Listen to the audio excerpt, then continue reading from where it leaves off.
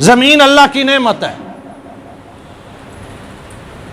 بہت سارے لوگوں کے پاس زیادہ زمینیں ہوتی ہیں، اس میں گندم کاشت کرتے ہیں، مکئی کاشت کرتے ہیں، سبزیاں لگاتے ہیں، پھل لگاتے ہیں یا نہیں لگاتے؟ لگاتے ہیں. اپنے لیے بھی استعمال کرتے ہیں، اسے بیچ کر کے نفع بھی کماتے ہیں. زمین اللہ کی ہے، اللہ نے تھوڑی دیر کے لیے دی ہے.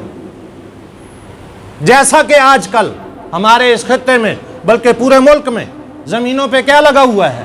گندم. کیا لگا ہوا ہے جی؟ گندم لگی ہوئی ہے. گندم ہے پورے ملک میں. اور یہ گندم ہماری زندگی کی بنیادی ضرورت ہے ہمارے اس خطے کی.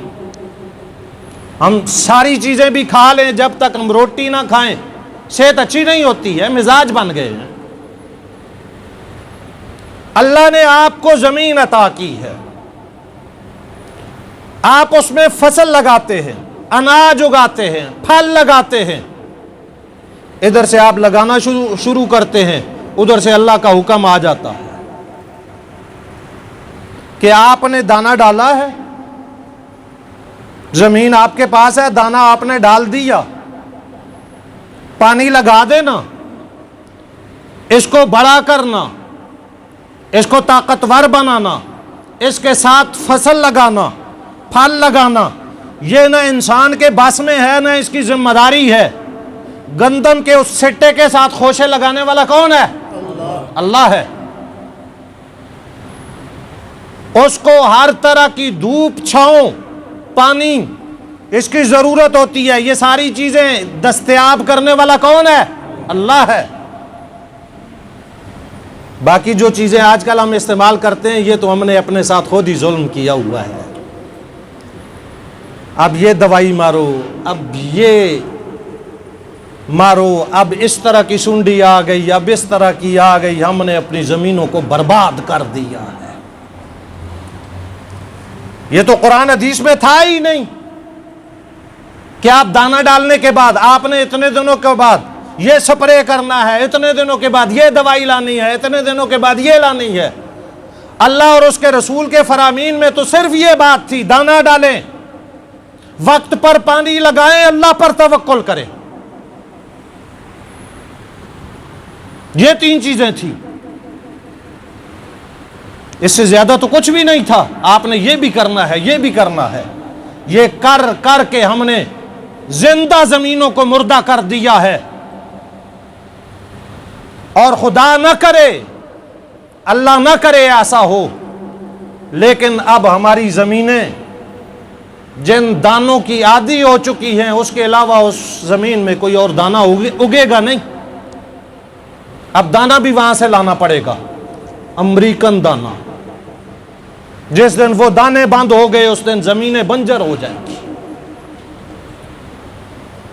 اللہ رب العزت نے زمین عطا کی، آپ نے دانہ ڈالا، اللہ نے پانی برسایا، اس سے کونپلیں نکلی، شاخیں نکلی، سٹے بنے، دانے لگے، پک کر تیار ہو گئے. آپ اپنے گھر کے لیے بھی استعمال کریں. جو فالتو ہیں، زائد ہیں، آپ ان کو بیچ کر کے اپنی باقی ضروریات زندگی کا بھی انتظام کریں. یہاں پر اللہ اور اس کے رسول کی طرف سے ایک حکم آتا ہے کہ جب آپ یہ سارا کچھ کر لیں تو زمین کا جو حق ہے وہ حق بھی ادا کریں. یہ بات میں کرنے لگا ہوں. زمین کا حق، آپ کو اللہ نے مال دیا ہے، آپ کو سال بعد کہا جاتا ہے آپ مال کا حق ادا کریں، زکوٰۃ. آپ کو اللہ نے جسم جان دیا ہے، آپ کو سال بعد یہ بھی کہا جاتا ہے آپ صدقہ فطر ادا کریں.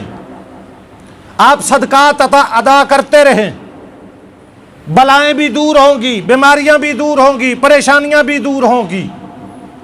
جب آپ فصل کاٹتے ہیں تیار ہو کر کے، تیار اللہ نے کی ہے، پیدا اللہ نے کی ہے، بنائی اللہ نے ہے، زمین اللہ کی ہے، پانی اللہ کا ہے، محنت آپ کی ہے. اللہ نے کہا آپ اپنی محنت کا 90% لے جائیں.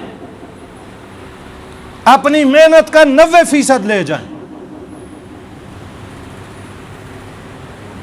اور اس کا 10% عشر، جس کو ہم عشر کہتے ہیں، 10واں حصہ عشر کہتے ہیں، 10ویں حصے کو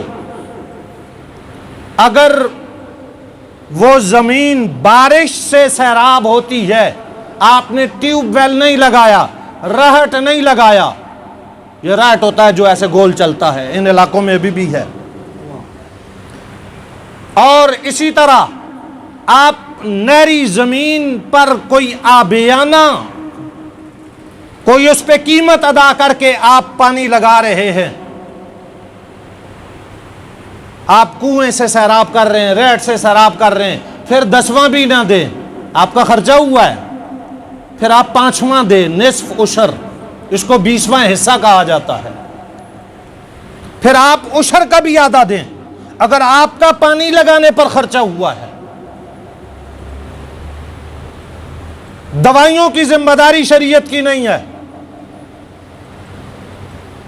آپ نے کوئی سپرے کیا ہے اس کی ذمہ داری نہیں ہے، ہاں پانی اگر آپ نے پیسوں کے ساتھ لگایا ہے تو آپ عشر کے بجائے نصف عشر دیں، لیکن اگر پانی اس کو بارش کا لگتا رہا ہے